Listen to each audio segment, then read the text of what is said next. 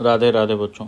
अब एक बहुत इम्पॉर्टेंट टाइप का फोर्स है नॉर्मल रिएक्शन, उसके बारे में समझते हैं। तो नॉर्मल रिएक्शन होता है basically how hard the two surfaces are pressing each other. जब भी दो सरफेस एक दूसरे के कांटेक्ट में होती हैं तो वो दोनों एक दूसरे को प्रेस करती हैं। तो नॉर्मल रिएक्शन उसी का मेजर है। तो normal reaction is the how hard the two surfaces are pressing each other.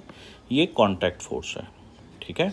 अब कोई सरफेस अगर किसी के कांटेक्ट में है तो कितने नॉर्मल रिएक्शंस होंगे वो देखना है।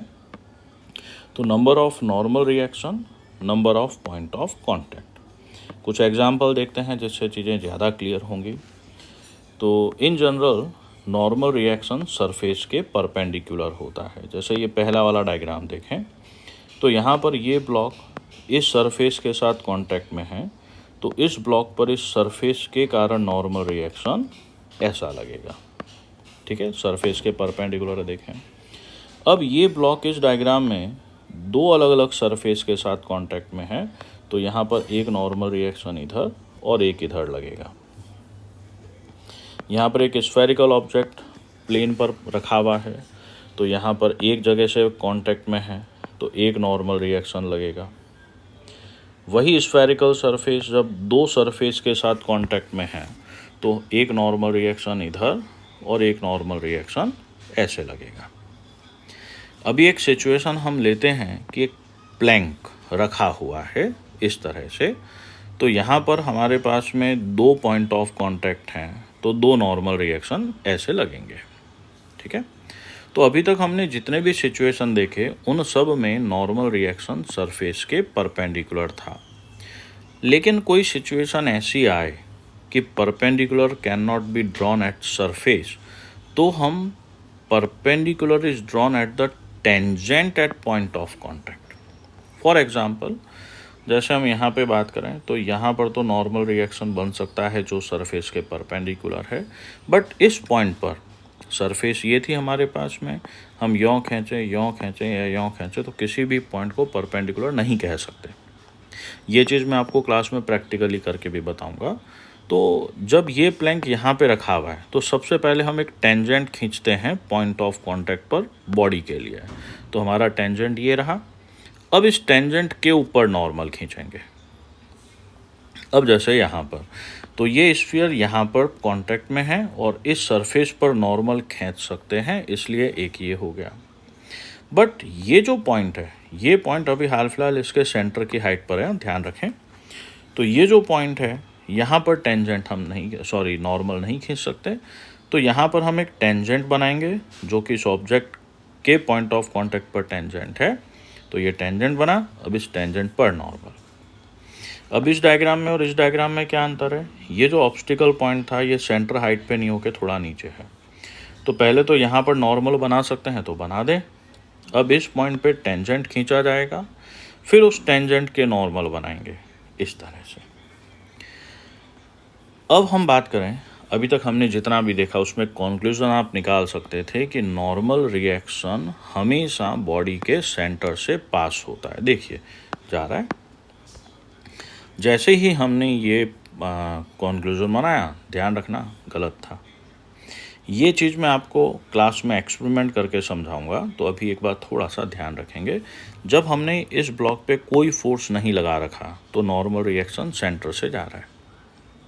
अभी हमने यहाँ पे फोर्स लगाया लेकिन बॉडी रेस्ट में है, तो इस फोर्स के टर्निंग इफेक्ट को बैलेंस करने के लिए नॉर्मल फोर्स इस तरफ आ जाएगा। ये फोर्स जैसे जैसे बढ़ाते जाएंगे नॉर्मल रिएक्शन शिफ्ट होता जाएगा। अब इसके आगे तो शिफ्ट हो नहीं सकता, तो इसके बाद में बॉडी में टिल्ट होना शुरू होगा। ये हम एक्सपेरिमेंटली समझेंगे। अब यहाँ पर हमारे पास में दो ब्लॉक हैं M1 M2। हमें इनका फ्री बॉडी डायग्राम और नॉर्मल रिएक्शन दोनों बनाने हैं। तो पहले M1 की बात करें तो M1 पर एक फोर्स तो mg लग रहा है और एक फोर्स ऊपर नॉर्मल रिएक्शन लगेगा, क्योंकि M1 M2 के साथ कांटेक्ट में है। तो M1g तो लग रहा है अर्थ के कारण, और M1 पे नॉर्मल रिएक्शन ऊपर लगेगा क्योंकि M2 के साथ कांटेक्ट में है। ओके। अब यहाँ पर M2 पर इस डायग्राम को ध्यान से देखो। M1 पर नॉर्मल रिएक्शन N1 है, M2 पर भी नॉर्मल रिएक्शन लगेगा, लेकिन वो इस तरफ लगेगा क्योंकि ये इस पॉइंट ऑफ कांटेक्ट पर दोनों एक दूसरे को प्रेस कर रहे हैं। तो M1 M2 M1 पे नॉर्मल रिएक्शन उधर लगा रहा है, उतना ही नॉर्मल रिएक्शन M1 M2 पर भी लगाएगा। तो M1 के लिए तो सिग्मा Fy 0 हो गया। अब इधर बात करें बेटा, तो यहाँ पे N1 इक्वल टू mg, ये M2g हो गया अर्थ के कारण। अब N1 on M2 due to M1, अब M2 अर्थ से भी तो कनेक्टेड है ना, तो इस पर एक N2 भी लगेगा जो कि सरफेस के कारण है। तो M2 के लिए इक्वेशन ऑफ इक्विलिब्रियम, ये दोनों फोर्स डाउनवर्ड हैं और ये अपवर्ड है, इक्विलिब्रियम आएगा इस तरह से। N1 की वैल्यू सब्स्टिट्यूट कर देंगे, ये इतना है। ठीक है, एक और एग्जाम्पल लेके चलते हैं जिससे चीज़ बहुत क्लियर होगी। हमारे पास में दो ब्लॉक एक दूसरे से कांटेक्ट में हैं, M1 M2। एक बार हमने फोर्स इस तरफ लगाया और एक बार फोर्स इस तरफ लगाया। जब फोर्स इस तरफ है तो पूरा सिस्टम ऐसे एक्सेलरेट हुआ और यहाँ पर इस तरफ ऐसे एक्सेलरेट होगा। अब FBD फ्री बॉडी डायग्राम, मतलब एक ही बॉडी पर जितने भी फोर्स लग रहे हैं उन सबको एक जगह बताना। तो M1 पर एक तो mg लग रहा है, वो तो होगा ही होगा, एक्सेलरेशन दोनों ब्लॉक इस तरफ एक साथ करेंगे, तो M1g और M2g लग रहा है। ओके, अब हम बात करें नॉर्मल रिएक्शन की। तो नॉर्मल रिएक्शन M1 पे अर्थ के कारण, M2 पर भी अर्थ के कारण, एक तो ये हो जाएगा, और ये दोनों आपस में कांटेक्ट पे हैं, इसलिए एक नॉर्मल रिएक्शन ऐसे ऐसे भी लगेगा। ठीक है ना, तो ये इनके पॉइंट ऑफ कांटेक्ट के कारण, बाकी जो अर्थ के कारण लग रहा है वो ऐसा हो गया। ठीक है, अब आगे बात करें बेटा, इस वाले सिनेरियो में दोनों ब्लॉक इस तरह से एक्सेलरेट होंगे, ग्रेविटी लग रहा है, उसमें तो कोई तकलीफ है नहीं। अब यहाँ पर नॉर्मल रिएक्शन M1 M2 दोनों कांटेक्ट में हैं, तो M1 M2 पे इस तरफ लगा रहा है और M2 M1 पे इस तरफ लगा रहा है। ये N1 और N2 अर्थ के कारण हो गए और ये उनके आपस में कांटेक्ट के कारण। अब हम बात करें, सिग्मा Fy 0 है, तो यहाँ पे N1 M1g के N2 M2g के बराबर हो जाएगा, इसमें भी वही चीज़ है।